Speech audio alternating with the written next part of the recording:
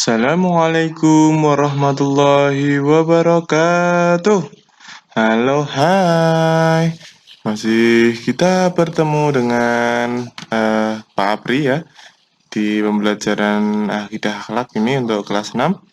Alhamdulillahirrabbilalamin. Marilah kita panjatkan puji syukur kepada Allah Subhanahu wa taala yang telah memberikan kita kesehatan dan masih memberikan kita umur panjang.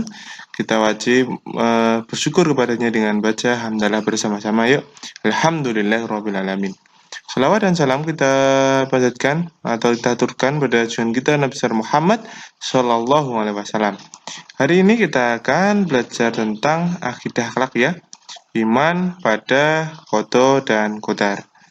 Ya, hari ini kita akan belajar tentang itu, qada dan qadar. Yuk, sebelum memulai, marilah kita terlebih dahulu untuk berdoa pada Allah Subhanahu wa taala agar selalu senantiasa diberikan kefahaman ilmu. Yuk, berdoa dengan baca surah Al-Fatihah bersama-sama. Mari. Marilah kita membaca surah Al-Fatihah terlebih dahulu. Bismillahirrahmanirrahim. Alhamdulillahi rabbil alamin. Ar-Rahmanir-Rahim. Maliki yaumiddin. Iyyaka na'budu wa iyyaka nasta'in. Ihdinas siratal mustaqim.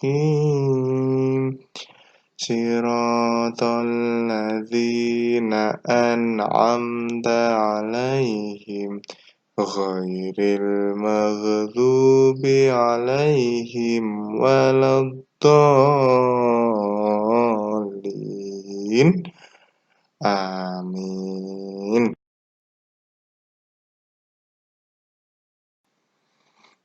Allahumma inni as'aluka ilman nafi'a wa rizqan thayyiba wa amalan mutaqabbala. Ya Allah, sesungguhnya aku mohon kepadamu ilmu yang bermanfaat, rizki yang baik, dan amal yang diterima. Amin. Semoga dengan membaca berdoa Al-Fatihah dan doa kita mendapatkan kefahaman ilmu dari Allah Subhanahu wa taala. Amin ya rabbal alamin. Lanjut kita ke materi yaitu Ali bin Abi Thalib.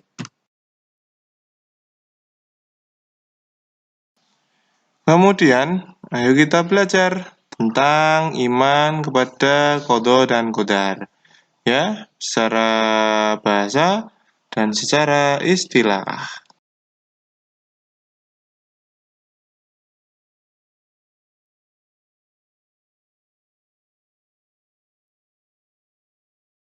Secara bahasa, qada adalah apa? Penciptaan, hukum, pemberitahuan, kehendak, ketetapan, juga perintah. Ya. Kemudian kita bandingkan dengan qadar, yaitu kepastian, peraturan, dan ukuran. Pasti kalian masih bingung, makanya yuk lanjut untuk membandingkan tentang qada dan qadar.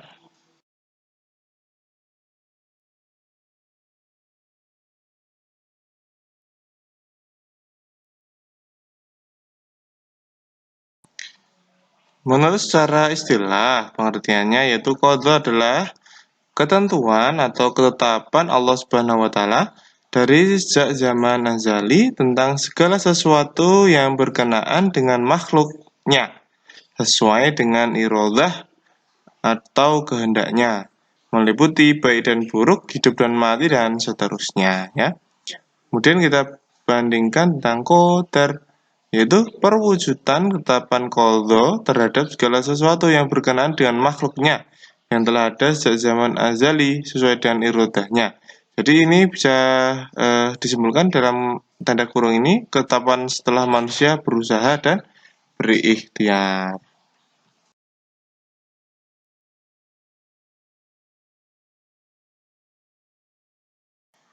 Jadi bisa disimpulkan bahwa qadha itu sudah ditetapkan dari Allah sejak zaman azali. Kemudian kalau qadar itu ketetapan Allah yang masih bisa ketetapan Allah ya, setelah manusia berusaha dan berikhtiar seperti itu. Lanjut, ini kita akan belajar tentang iman pada qadha dan qadar. Kita harus sebagai orang muslim kita harus meyakini yaitu pada qadha dan qadar. Yaitu apa itu? Iman pada qadha dan qadar meyakini dengan sepenuh hati adanya ketentuan Allah Subhanahu wa taala yang berlaku bagi semua makhluk hidup. Ya. Jadi ketentuan Allah Subhanahu wa taala yang berlaku bagi semua makhluk hidup. Ini harus kita imani. Untuk qadha dan qadar itu sama dengan kurang lebih sama dengan takdir ya. Jadi kita harus percaya pada qadha dan qadar sesuai dengan takdir yang sudah ditetapkan oleh Allah Subhanahu wa taala.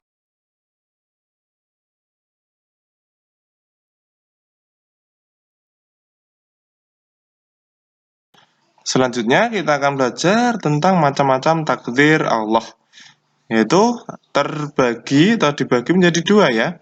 Ini takdir mu'allaq dan takdir mubram.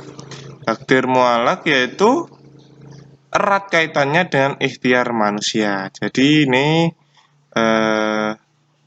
masih bisa berubah sesuai dengan ikhtiar atau usaha manusia. Contohnya orang sakit berobat agar menjadi sembuh. Kemudian nilai ulangan jelek berusaha belajar dengan tekun agar nilainya menjadi bagus. Kemudian selanjutnya adalah takdir mubram. Yaitu takdir mubram terjadi pada diri manusia dan tidak dapat diusahakan. Jadi udah pasti itu. Contohnya kematian, kemudian jenis kelamin laki-laki ataupun perempuan, kemudian jodoh. Itu jodoh sudah ditetapkan oleh Allah Subhanahu wa taala.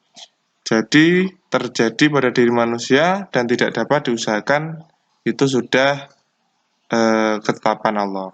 Seperti itu ya.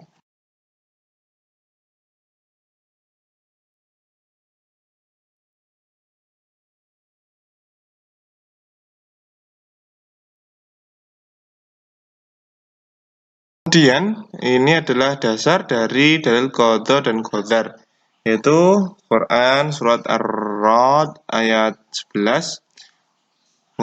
Kalian bisa lihat sendiri nanti di buku kalian atau kalian bisa nyimak di sini tentang Quran surat Ar-Ra'd ayat 11 ya. Kemudian Fabri hanya akan bacakan Al-Hadid ayat 22. Ma asoba min musibat fil ardi wala fi anfusikum illa fi kitabim min qabli an nabra'aha inna dzalika 'alallahi yasir. Tiada suatu bencana pun yang menimpa di bumi dan tidak pula pada dirimu sendiri, melainkan telah tertulis dalam kitab, yaitu dalam Lauhil Mahfudz, sebelum kami menciptakannya. Sesungguhnya yang demikian itu adalah mudah bagi Allah Subhanahu wa taala. Jadi itu adalah dalil qadar dan qadar, itu Quran surat Ar-Ra'd ayat 11 dan Al-Hadid ayat 22. Ya, untuk jadikan dasar atau menjadi pedoman tentang dalil qadar dan qadar.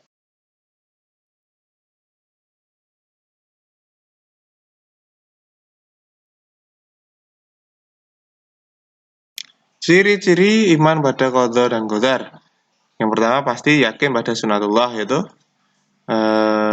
sunnahnya Nabi Muhammad SAW. Kemudian senantiasa berikhtiar yang terbaik, berusaha, intinya seperti itu. Kemudian menyempurnakan ikhtiar dengan tawakal ya.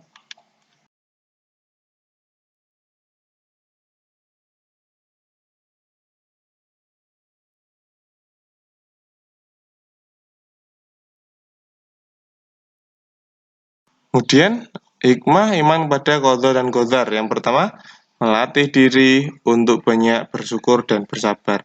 Jadi kemudian uraian dari masing-masing hikmah tadi ya, untuk melatih diri untuk menjauhkan diri dari sifat sombong itu orang yang beriman pada qadar dan qadar tidak boleh bersyukur ketika mendapat keberuntungan dan akan bersabar ketika sifat optimis dan giat bekerja. Ya.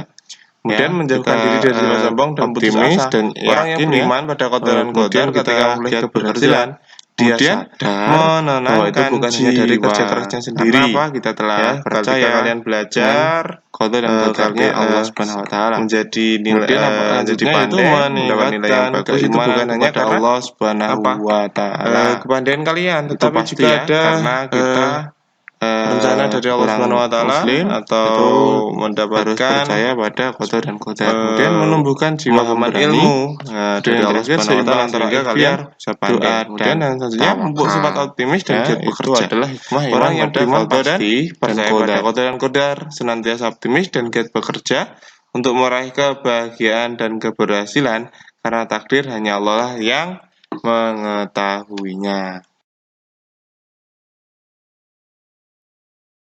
Kemudian menenangkan jiwa orang yang beriman pada qadha dan qadar senantiasa mengalami ketenangan jiwa dalam hidupnya.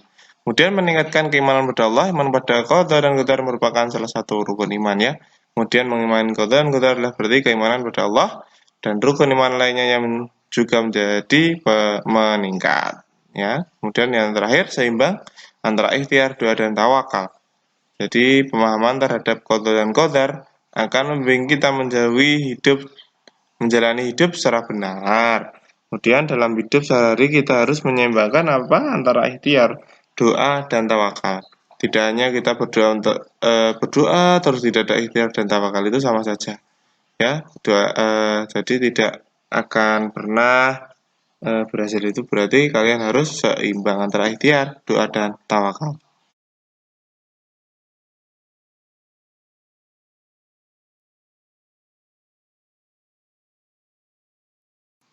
Contoh dari hikmah, yaitu bersyukur ketika mendapat nilai yang memuaskan, kemudian tidak merasa minder, tidak menyalahkan orang lain ketika hal yang diinginkan tidak terpenuhi, dan bersabar, tidak cepat emosi. Itu adalah contoh dari hikmah tadi ya. Kemudian selanjutnya yaitu kalian untuk selanjutnya yaitu evaluasi. Kalian nanti dikirimkan foto ke via WA ya untuk evaluasinya. Kemudian jawab pertanyaan di bawah ini, yaitu apa yang dimaksud qadha dan qadar. Ya tentu secara bahasa dan juga secara istilah. Apa yang dimaksud takdir mubram? Ya. Kemudian yang ketiga, sebutkan 4 hikmah iman kepada qadha dan qadar. Kemudian yang keempat, sebutkan ciri-ciri iman kepada qadha dan qadar. Kemudian yang terakhir, berikan contoh ya tentang takdir mubram dan takdir mu'alaq ya, masing-masing 2. Terima kasih. Terima kasih telah menonton video pembelajaran kali ini. Jangan lupa like, comment, subscribe, and share ya, agar video ini terus berkarya dan semangat untuk membuatnya untuk terus berkarya. Terima kasih.